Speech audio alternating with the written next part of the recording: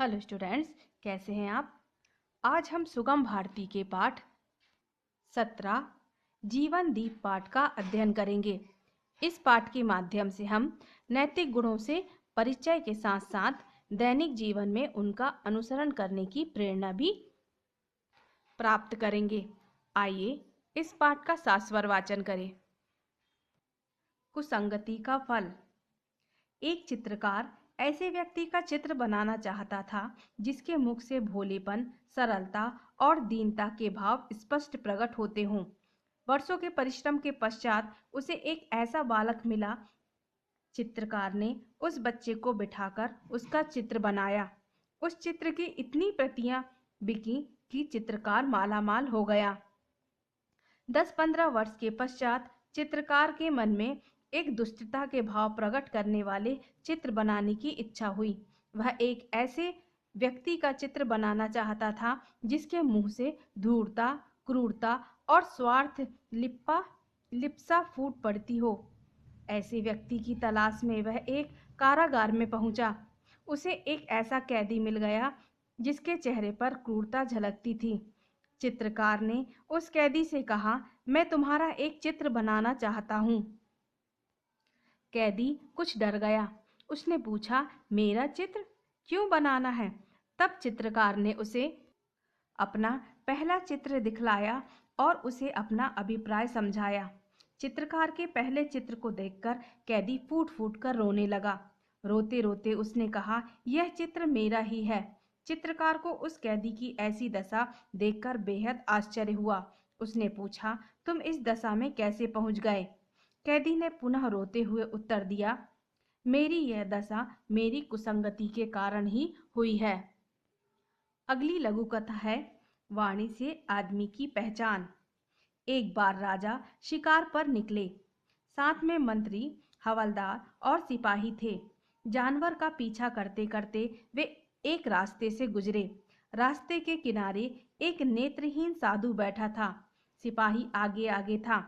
उसने साधु से पूछा, अरे ओ साधु, किसी जानवर के भागने की आवाज तुमने सुनी। साधु ने जवाब दिया, नहीं, मैंने नहीं सुनी सिपाही जी। सिपाही आगे बढ़ गया। फिर हवलदार आया। उसने भी पूछा, क्यों साधु, तुमने किसी जानवर के भागने की आवाज सुनी। साधु ने जवाब दिया, हवलदार जी, मैंने नहीं सुनी। हवलदार आगे बढ़ गया। उसके बाद राजा का मंत्री आया। उसने पूछा, सूरदास जी, तुमने किसी के भागने की आवाज सुनी। साधु ने कहा, नहीं मंत्री जी, हमने नहीं सुनी। उसके बाद स्वयं राजा आए। पूछा, महाराज, आपने इधर से किसी जानवर की भागने की आवाज सुनी। साधु ने हाथ जोड़कर कहा, नहीं राजा जी, मैंने नहीं सुनी। राजा जब आगे बढ़ गए तब एक आदमी जो कुछ दूर खड़ा यह सारा माजरा देख रहा था, साधु के पास आया। पूछा, साधु जी, आप तो दृष्टिहीन हैं, बिना देखे कैसे पहचान लिया कि कौन सिपाही है, कौन हवलदार है, कौन मंत्री और कौन राजा। साधु ने कहा, भाई, आदमी अपनी वाणी से खुद अपनी पहचान बता देता है। जो जितना बड़ा होता है वह उतना ही नम्र और विनयी होता है और दूसरों का सम्मान करता है। अगली लघु कथा है अच्छाइयाँ बुराइयाँ। एक चौराहे पर 3 यात्री मिले। तीनों के कंधे पर 2 झोले आगे पीछे लटके हुए थे। पहले यात्री ने अपने पीछे के झोले में कुटुंबियों और उपकारी मित्रों की भलाइयां भर रखी थी और सामने के झोले में बहुत से लोगों की ढेर सारी बुराइयां थीं।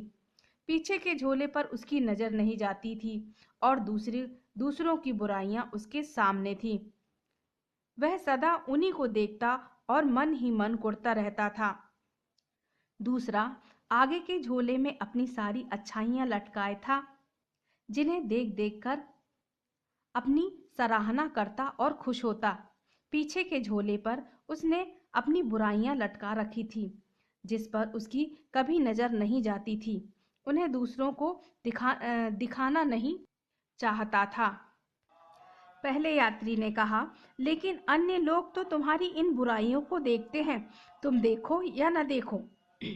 फिर तीसरे यात्री ने उन दोनों से पूछा, तुम्हारे इन आगे पीछे के झोले में क्या भरा है।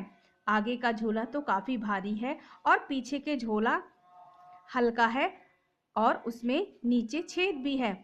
उसने जवाब दिया, आगे के झोले में मैंने दूसरों के गुण, उपकार और उनकी बहुत सारी भलाइयां भर रखी है। मैं इन्हीं को सामने रखता हूँ और उन्हीं को देखता चलता हूँ। उन दोनों यात्रियों ने कहा, पराया धन किस काम का? इस भारी थैले को आप फेंकिए। इस बोझ को लेकर आप कैसे चलते हैं? तीसरे यात्री ने कहा, मित्रों, यह व्यर्थ का भार नहीं, मेरे जीवन नौका की पतवार है। यह भार मेरे लिए वैसा ही है जैसे चिड़िया के लिए पंख। इससे मुझे आगे बढ़ने का उत्साह मिलता है, मन प्रसन्न बना रहता है और इस पीछे वाले झोले में दूसरों की जो बुराइयां मुझे मिलती हैं उन्हें डाल देता हूँ। उसमें नीचे मैंने एक बड़ा छेद बना दिया है जिसमें से वे बुराइयां गिरती जाती हैं और उन्हें भूलता जाता हूँ। इस तरह दूसरों के उपकार और उनकी अच्छाइयाँ ही मेरे सामने रहती हैं और मेरा जीवन उत्साह से भरा रहता है। स्टूडेंट्स, ये थी जीवन दीप की प्रेरणादायक लघु कथाएं। स्टूडेंट्स, आज का आपका होमवर्क है, इसका पुनः सास्वर वाचन करें। आज के लिए इतना ही। Okay students.